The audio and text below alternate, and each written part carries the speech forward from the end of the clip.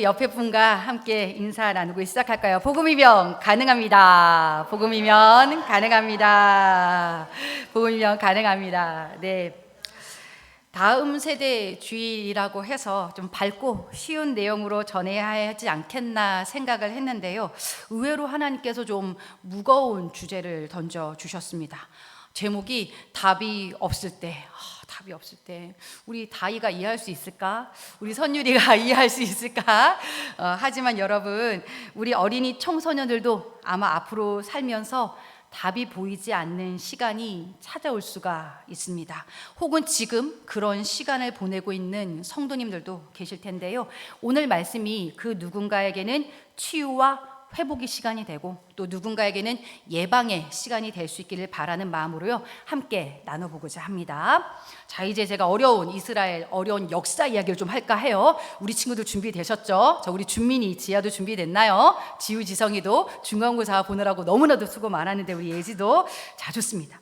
다윗 왕 이후에요, 이제 오늘은 남유다의 이야기를 합니다. 혹시 우리 청소년부 친구들 옛날에 목사님이 얘기했던 거 기억하나 모르겠어요. 우리 예지 기억하나? 여러분, 이스라엘이 남과 북으로 갈라졌었다 그랬죠, 그렇죠? 북쪽은 이름이 뭐였는지 혹시 기억하십니까? 북쪽은 뭐였죠? 이스라엘. 오, 맞습니다. 남쪽은 뭐였을까요? 유다. 맞아요. 오늘은 이 남유다에 대한 이야기인데요. 다윗 왕 이후의 남유다에는요, 악한 왕들이 연이어서 등장을 합니다. 그래서 열왕기 기자는요, 역대기 기자에 비해 다윗 왕조에 대해서 아주 비판적인 논조를 가하고 있죠. 아울러 왕조를 평가하는 기준은 철저하게 그가 하나님을 경외하였는지, 다윗의 길을 따랐는지, 또 산당을 어떻게 처리하였는지 등으로 구분이 되어집니다. 그래서 성도님들 성경책 그 열왕기 보실 때 계속해서 산당은 남겨두었더라, 산당을 제거하였더라, 이런 것들이 계속해서 보여지시죠. 이것이 열왕기 기자에는요, 이 신앙을 판단하는 굉장히 평가하는 중요한 기준이 되었다라는 것이죠. 그런데 말입니다, 대부분 남유다 왕들이 아니 어떻게 이럴 수 있나 싶을 정도로 끊임없이 악한 길을 걸어갑니다. 하나님의 놀라운 은혜와 사랑을 늘 경험하면서도요, 와, 어쩜 그렇게 악한 것을 골라서 행할 수 있을까 싶을 정도로요. 그러다가 오늘 본문에서는 정말 드물게 선한 좋은 믿음의 왕이 드디어 등장을 합니다. 여러분, 아까 성경책 읽으시면서 발견했나요? 그 왕의 이름이 누구였게요? 누구? 맞습니다. 히스기야입니다. 히스기야.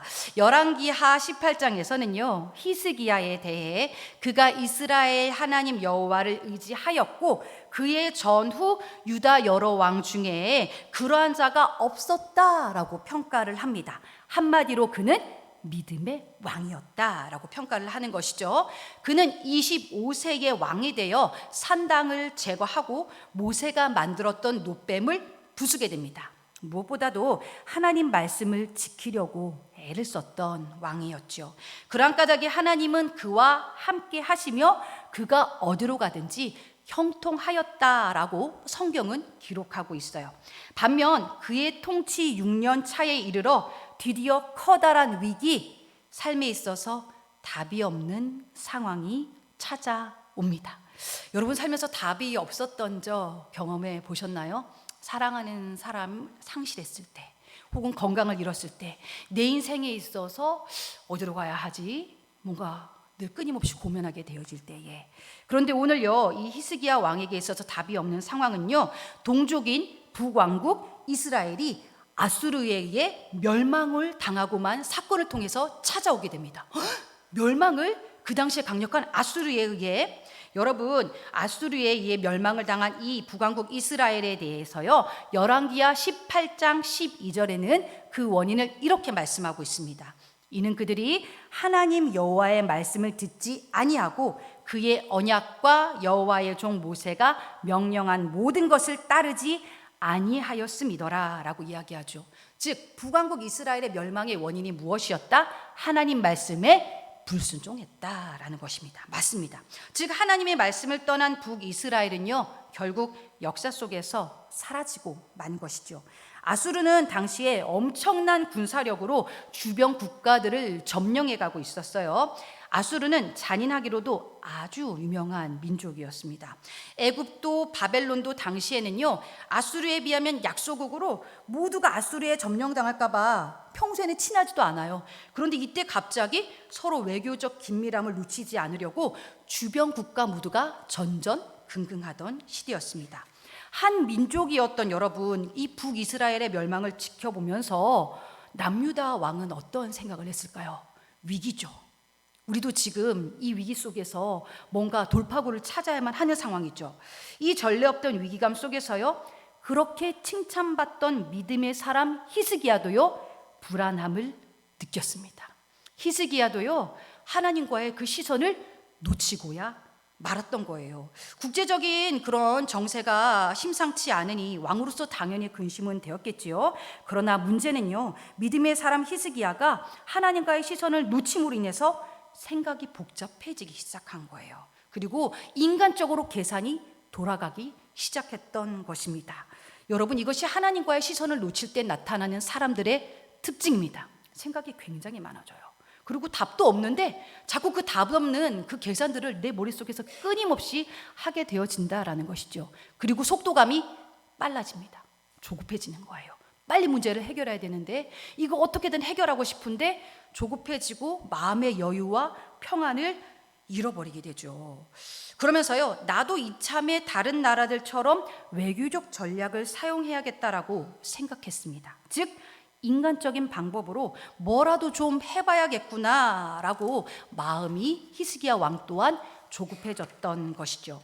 그래서요, 18장 15절에서부터 16절까지 보면은요, 그 전에 우리가 보았던 이거 히스기야 왕 이거 맞아? 그 모습과는 달리요, 두려움에 떨면서 세상 사람들처럼 행동하는 그의 모습이 보여집니다.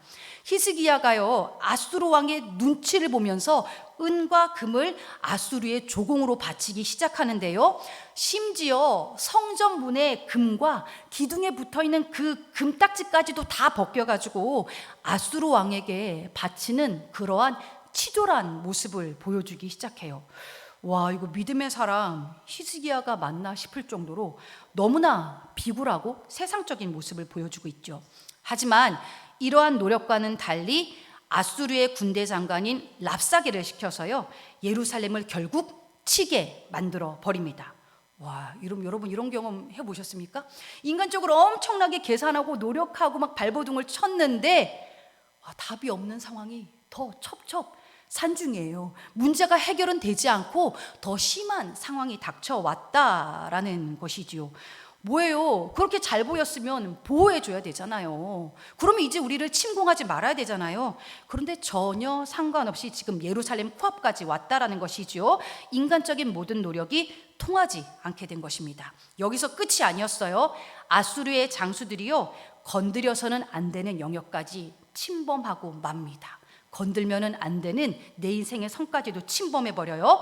바로 남유다에게 있어서 이 영역은 신앙의 영역이었습니다. 신앙의 영역. 그래서요, 아수르의 랍사게는 남유다를 향해서 망언을 이제 막 발사하기 시작하는데요, 그 내용이 18장 30절부터 나타나 있어요. 그 내용을 요약하면 대략 이렇습니다. 히스기야가 산당을 제거하고 여호와만 예배하겠다고 했다고?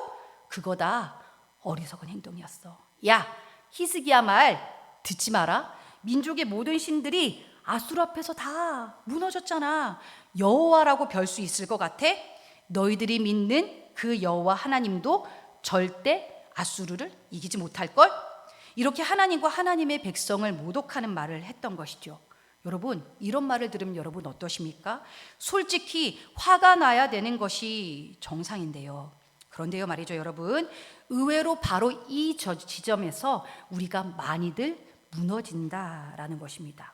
야, 너 세상 의지하던 거 내려놓고 하나님만 바라보겠다고? 그래서 너 잘 되었어? 하나님이라고 별 수 있으셨어? 바로 이 지점에서요, 많은 믿음의 사람들이 신앙을 포기하고 주님을 떠나게 된다라는 거예요. 어둠의 속삭임 앞에 속수무책으로 무너져 내려버려요. 그런데 여러분, 많은 이들이 무너진다는 이 지점에서요, 히스기야의 태도를 눈여겨봐 주시기 바랍니다. 아수르를 위해 비굴한 행동도 서슴지 않았던, 세상적으로 머리 굴렸던, 계산했던 그 히스기야가요, 랍사게의 말을 듣고서는 그의 신앙이 무너진 것이 아니라, 세상과 타협한 것이 아니라, 절망하고 신앙을 포기한 것이 아니라 다시 눈빛이 살아나기 시작합니다. 두려움에 떨며 고생은 고생대로 했는데 결국 돌아오는 것은 해결되지 않는 현실과 민족과 하나님을 향한 멸시였다고. 분노와 두려움의 극한에서 히스기야는요, 신앙을 포기한 것이 아닌 신앙의 각성을 선택합니다. 뭐 안 돼? 어려움이 왔어? 절망스러워? 낙심돼? 신앙을 포기하라고? 아니, 나는 더 하나님 앞에 나아갈 거야. 신앙의 각성을 선택하면서요, 그의 뭔가 막 불안했던 눈빛이 각성하는 눈빛으로 돌변하는 거예요. 이건 여러분, 각성의 눈빛 한번 해보시겠습니까? 시작! 오, 지금 장난 아니에요. 오, 눈 떴어요 지금. 좋습니다. 우리 다이도 엄청 지금 이게 무슨 말이지 하면서 엄청 열심히 듣고 있어요. 지금 너무 잘하고 있어요, 여러분. 맞습니다.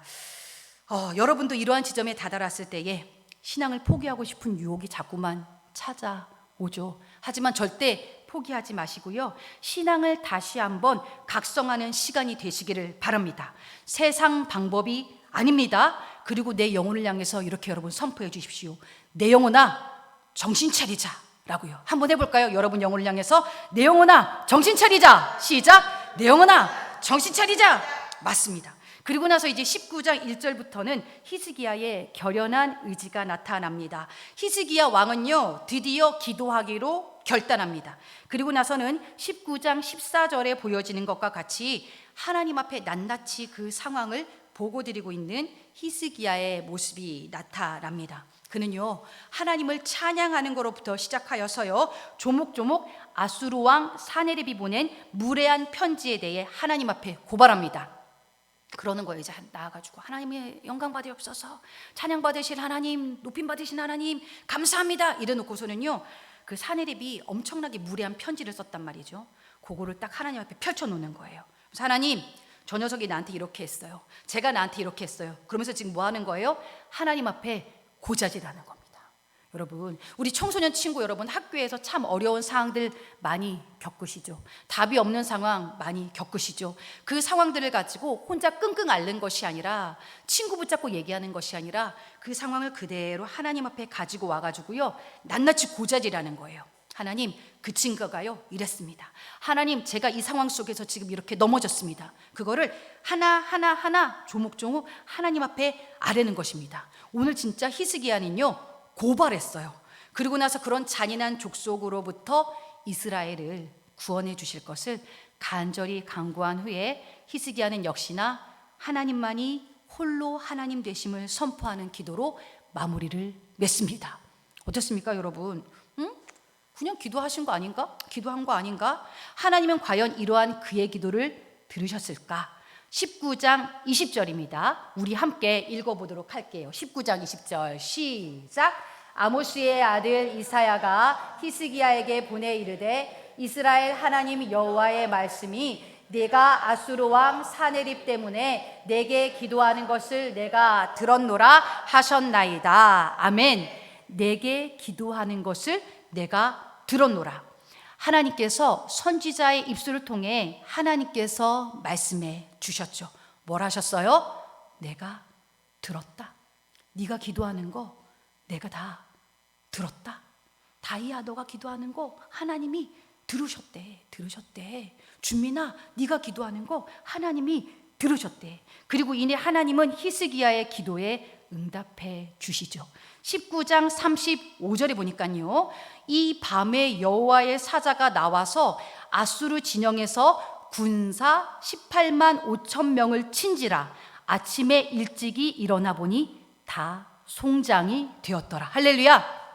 막 인간적으로 막 잘 보이려고 성전 문에 금딱지까지 대어놨다가 이게 뭡니까 지금요? 저희 개척교회 현실로 보면은요, 저희 교회 무슨 뭐 이렇게 좋은 것도 없는데 저희 막 신디 갖다 바친 거예요. 지금요, 막 저희 막 온난풍기 갖다 바친 거예요. 뭐 그 재산도 없는 이 마당에 막 그러면서 잘 보려고 그렇게 할 때는 오히려 상황이 더 나빠지고 어려워졌는데 오늘 어떻습니까? 하나님 앞에 나와서 간절히 기도했더니 하나님께서 한 큐에 18만 5천 명을 다 그 자리에서 정리해 주신 거예요. 뿐만 아닙니다. 그 다음 절에 보면은요, 그토록 하나님을 멸시하고 조롱했던, 여러분을 괴롭게 했던 그 존재 아수르 왕 사네립을요, 하나님께서 어떻게 하셨냐면은 그가 그의 우상에게 경배할 때에 칼로 쳐 죽임을 당해서 죽여버리세요. 이것이 하나님을 멸시한 자, 하나님의 백성을 고통스럽게 한 자의 최후입니다. 금 다 떼어다 갖다 바치고 눈치 보고 굽신거리고 내가 왜 그랬나 싶을 정도로 하나님께 의지했더니 하나님께서 한 방에 다 해결을 해 주셨다라는 것이죠. 저를 아시는 분은 이미 저희 집의 가훈을 다 알고 계시죠. 처음 만난 분들을 위해서 한 번 더 말씀을 드립니다. 저희 어머니께서 늘 저에게 해주시는 말씀이 있어요. 명아 좁쌀 100바퀴 구르는 것보다 수박 한 바퀴 구르는 게 더 낫다. 여러분 기억하십니까? 뭐라고요? 시작. 좁쌀 100바퀴 구르는 것보다 수박 한 바퀴 구르는 게 낫다. 자, 여기서 우리 청소년들에게 비유법 한번 질문을 해볼게요. 여기서 좁쌀이 상징하는 것은 누구일까요? 누구?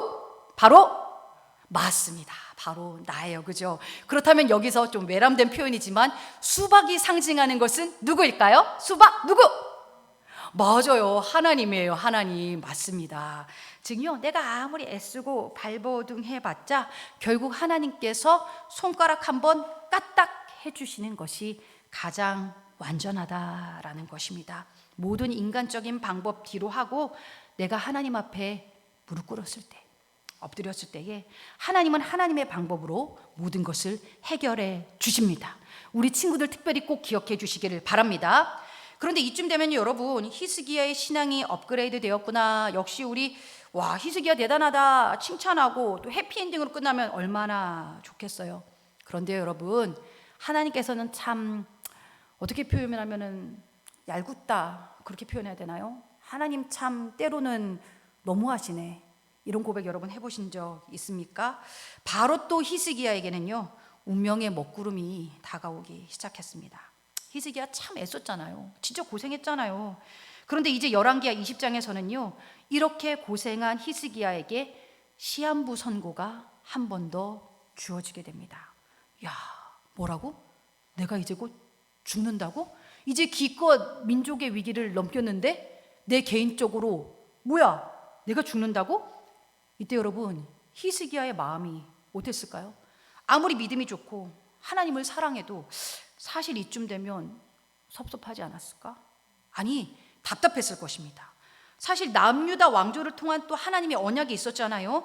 다윗의 왕조가 영원할 것이라고 약속해 주셨거든요. 그의 자손이 계속해서 대를 이어가고 왕조가 이어나갈 것이다 약속해 주셨거든요. 근데 문제는요, 당시 히스기야에게는 자식이 없는 상태였습니다. 우와, 이렇게 내가 죽어버리면 우리 왕조가 끝나버리네. 하나님의 약속이 무너져버리네. 야, 이게 어떻게 된 거야? 답이 또 없다라는 생각이 든 거예요. 야, 답이 없다. 이거 어떡하나. 믿음의 사람, 그는 역시 또 어떻게 했을까요? 20장 2절에서 3절에 보니까요, 역시나 기도를 하러 가는데요, 이번이 히스기야의 분위기는 완전히 달라졌습니다. 이번에는 히스기야가요, 낯을 벽으로 향하고 이제 벽을 보고 기도를 하기 시작해요. 하나님 앞에 기도를 하는데 그 기도의 분위기가 아까와는 사뭇 달라졌어요. 19장의 기도처럼 할렐루야 하나님의 이름을 높여드립니다, 뭐 감사하고 찬양하고 이런 선포도 없이 그는 잔뜩 무너져 내린 모습으로 하나님 앞에 그냥 철퍼덕 엎드립니다. 그리고 여러분, 답이 없을 때에 한번 기도해 보셨나요? 하나님 감사합니다, 이런 기도가 돼요, 안 돼요? 안 돼요. 안 돼요. 너무 원통하고 너무 억울하고 너무 답답하고 이게 그냥 앞날이 그냥 시커멀 때는요, 주여 이러고 또 안 나와요. 그죠? 어우, 이거부터 나와요. 오, 그죠? 그 주여 이런 멋있는 주여도 아니죠. 주여 외치자고 막 앞에서 목사님이 기도에 인도를 하시는데 주여 이게 아니라 어떻게 해요? 아유, 주여! 뭐 이렇게 돼요. 그죠? 울분, 막 짜증, 원통함. 아니, 그조차도 안 되면 아예 입도 딸딱하기 싫죠. 그죠? 그냥 막 눈물부터 나와요. 뭐지? 하나님 나한테 지금 뭐 하시는 거지? 와, 진짜 마음 다해서 주 앞에서 행했잖아요. 주님 보시기에 선하게 행하려고 애를 썼잖아요. 그런데 이게 무슨 일인가? 그래서요, 오늘 히스기야도요, 그냥 벽을 보고 가가지고는요, 철퍼덕 엎드려서 그냥 막 심히 통곡하였다라는 표현이 나와요. 그냥 엉엉 웁니다. 전지전능하신 하나님 아버지 이런 거 없어요. 그냥 아우 주여! 그러면서 그냥 막 울어요. 그냥 원통해가지고요, 땅을 쾅쾅 치면서 울기 시작해요. 나 좀 기억해 주시라고요. 오늘요, 절절한 기도의 내용들이요, 이제 정말 20장에 보니까 막 나오기 시작해요. 원망스럽기도 하고 막 속상하기도 한 극심한 통곡의 기도를 히스기야가 하고 있습니다. 그냥 울고 어린아이처럼 엉엉 울고. 저는 여기에 어떤 신학적인 해석을 더 넣고 싶지 않습니다. 여러분, 답답합니까? 속상해요? 억울해요? 내 인생에 도저히 답이 보이질 않아요? 하나님 때문에 내가 더 극심한 어려움에 빠져 있어요? 아니, 도대체 내게 왜 이러시나? 원망도 하고 싶고 불평도 하고 싶고 막 짜증도 납니까? 그렇다면은요, 이제 여러분 그 마음 가지고 하나님 앞에 와서 하세요. 하나님 앞에 와서 형식 차릴 것도 없이요, 하나님 앞에 와서 오늘 이 본문의 히스기야처럼 엉엉 울면서 통곡하는 겁니다. 하나님, 나 좀 기억해 주십시오. 나 좀 기억해 달라고요. 하나님! 그냥요, 그때는요, 멋있는 기도도 할 수 없어요. 주변 시선 의식하지 마세요. 그냥 울면서 하나님 앞에 그 속상한 마음 다 토로하는 겁니다. 아프고 상하고 찢어지는 듯한 그의 통곡의 기도에 하나님께서는 이제 어떻게 반응하셨을까요? 이제 이사야가 성읍에 이르기도 전에 하나님의 말씀이 그에게 이르렀다고 해요. 이제 여러분 5절에서부터 6절까지 말씀은 다 같이 소리내서 한번 읽어보도록 하십시다. 우리를 향한 하나님의 음성이라 생각하고요. 시작! 너는 돌아가서 내 백성의 주권자 히스기야에게 이르기를, 왕의 조상 다윗의 하나님 여호와의 말씀이 내가 내 기도를 들었고 내 눈물을 보았노라. 내가 너를 낫게 하리니 내가 3일 만에 여호와의 성전에 올라가겠고 내가 내 날에 15년을 더할 것이며 내가 너와 이 성을 아수르 왕의 손에서 구원하고 내가 나를 위하고 또 내 종 다윗을 위함으로 이 성을 보호하리라 하셨다 하라 하셨더라. 할렐루야. 이 절박했던 기도를요, 하나님이 들었고 그 눈물을 보았다고 하십니다. 이 구절이 참 위로가 되죠. 하나님 다 두고 계시구나. 하나님 다 보고 계시구나. 지아야, 내가 다 듣고 있다. 선율아, 내가 다 보고 있다.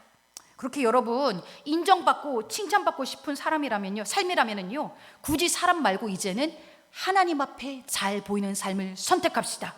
다 보고 계신잖아요. 그리고 죽겠다, 외롭다, 답이 없다 속상해하지만 마시고요, 하나님 앞에 나와서 이제는 그 마음을 다 토로하십시오. 다 듣고 계신다잖아요. 결국 그렇게 히스기야는요 15전의 생을 더 연장받았습니다. 그리고 그 기간에 자녀 므낫세도 얻게 하셨습니다. 인생을 살면서 우리는 도저히 답이 없는 상황을 종종 맞닥뜨리게 됩니다. 그럴 땐 여러분, 불안해하는 것, 두려워하는 것, 끊임없이 되지도 않는 것, 계산하는 것, 이제 그만, 스탑, 멈춥시다. 사람 찾는 것도 그만하세요. 대신 이제는요, 하나님을 찾는 우리가 될 수 있기를 원합니다. 죽겠네 말만 하지 말고요, 그 죽을 각오로 한번 기도를 해봤으면 좋겠어요. 그렇게 죽을 각오로 기도하는 기도의 자리를 다시 회복하는 우리가 되어지기를 바랍니다. 하나님께서 다 듣고 하나님께서 다 지켜보고 계십니다. 이 사실을 기억하시면서요, 히스기야처럼 하나님의 개입하심이 구구절절 내 인생에 체험되는 우리 모두의 삶이 되어질 수 있기를 주님의 이름으로 축복합니다. 함께 기도하시겠습니다.